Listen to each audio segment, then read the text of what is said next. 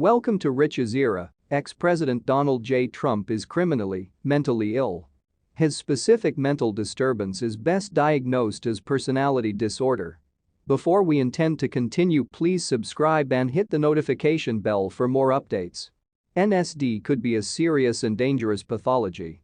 Some persons with NSD suffer from a comparatively gentle case of this condition and might be treated with therapy, understanding and patience. Unfortunately, former President Trump's mental condition is such as that of a psychosociopath.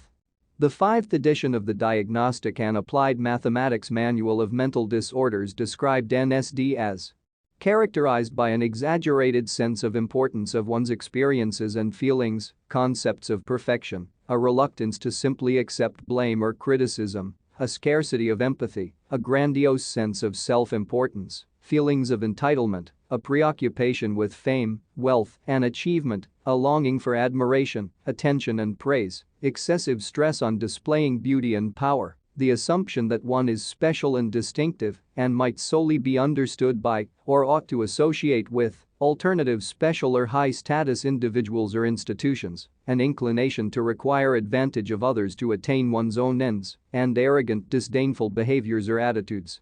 Knowing this diagnosing of Trump to be fully true, however, may the Republican senators not vote to convict him in the first or second official document trials. In his summation at the primary impeachment trial, Adam Schiff warned the Senate jury members that if Trump wasn't found guilty, Trump would repeat identical or similar crimes and misdemeanors, that he was impeached or worse. Then the worst, the unbelievable, the out of the question happened. However, was the thought that Trump would try a coup if he didn't win the election not imaginable? A private with such a heavy fully appreciate Donald Trump was well-nigh preordained to refuse to simply accept a reality that challenged the terribly essence of his temperament and even existence. Would a private who was arrogant and haughty, self-explanatory, who took advantage of alternatives to attain his own ends? Ask any reputable one who served in his administration and was pink-slipped by tweet, who believes that he was special and unique and who may solely be understood by or ought to associate with other special or high-status people, such as Putin and other autocrats, who craved admiration, attention and praise, that first cupboard meeting wherever craven cabinet members tried to outdo every other in complimentary Trump, who was preoccupied with fame, wealth and achievement, again, self-explanatory, who had feelings of entitlement and who had a grandiose sense of self-importance, again, self-explanatory, who lacked empathy, who else however Trump might be thus blasé concerning quite 1 million Americans dying of COVID on his watch, who was reluctant to simply accept blame or criticism, who had neurotic concepts of perfection, that alternative-wise onerous to elucidate description of that was an ideal phone call, which was a perfect letter. And last but not least, an exaggerated sense of importance of one's experiences and feelings. In an editorial within the Sept.4th AJC indictment, trial would place Trump back on center stage. Mona Charen mentioned the knowledge of what she delineated as sacrificing justice on the altar of prudence. She characterized adherents of prosecution as willing to pursue justice though the heavens fall. She conjointly characterizes the prosecute and be damned party as basic cognitive process that failure to carry Trump responsible is calming and fearful submission to the insurrectionists. Charen admits that not prosecuting Trump would appear to be a conclusion for bullying and intimidation. In fact, not prosecuting Trump for his various crimes to the fullest extent of the law would be a conclusion for larceny, obstruction of justice, bank fraud, insurance fraud, city, state and federal tax fraud, misdemeanor, misappropriation of federal funds, misappropriation of campaign donations, suborning perjury and rebelliousness with lawful authorities by supporting pardons, violating his oath of office, conspiracy to commit uprising, and to overturn a lawful federal, presidential election, and conjointly 0.5 a dozen state elections, conspiracy to commit treason, and quite probably treason itself, and his latest crimes, stealing and mishandling extremely classified federal documents. Several Americans were angry at Gerald Rudolph Ford for pardoning Richard United States President. Alternative voters didn't wish to line a precedent of prosecuting presidents for the crimes they'll have committed, for worry our system of peaceful transition of power would change into a brand new version of the late Roman Empire, wherever emperors were kicked out at the whim of powerful political interests. However, Nixon was a crushed man, and he posed no threat to the body politic.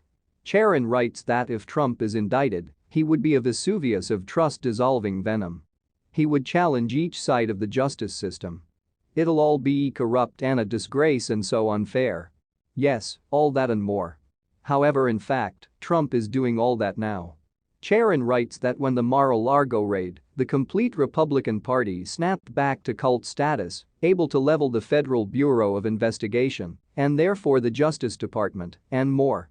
However, Trump has been doing that for years. It's not clear that Trump could be a fading former leader, or that half of Republicans were ready to move on from Trump in 2024.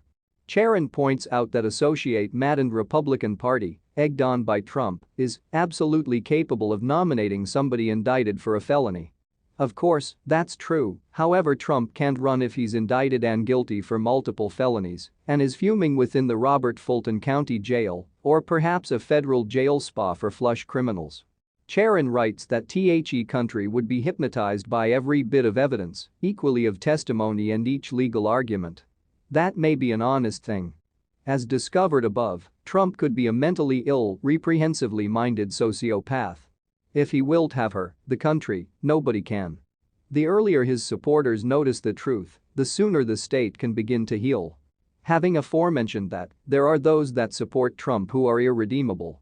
The state can pay a worth within the years ahead as those people that were criminally minded and treacherous before Trump can attack at the government and damage innocent citizens as a result of treasonable is who and what they are.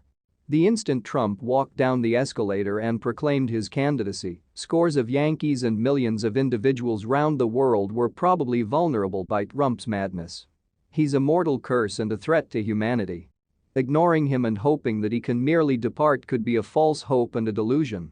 Trump will ne'er go away voluntarily. The sole thanks to stop Trump and Trumpism from doing grave damage to our system of state, and therefore the American people, is to accuse him, place him on trial, and upon a guilty verdict, imprison him for years. Senator Susan Collins aforementioned when the primary official document trial that for sure Trump learned a lesson. She, and therefore the alternative Republicans who refused to vote to convict Trump, were tragically wrong. They share the blame for the lives lost and the riots and disorder. Donald Trump can ne'er stop being mentally unstable, a criminal, unscrupulous, dishonest, while not shame, unethical, amoral, dishonorable, corrupt and treacherous. Trump cannot stop being who he is, and he will still be a threat to democracy till he has been guilty and sentenced to jail for his various crimes.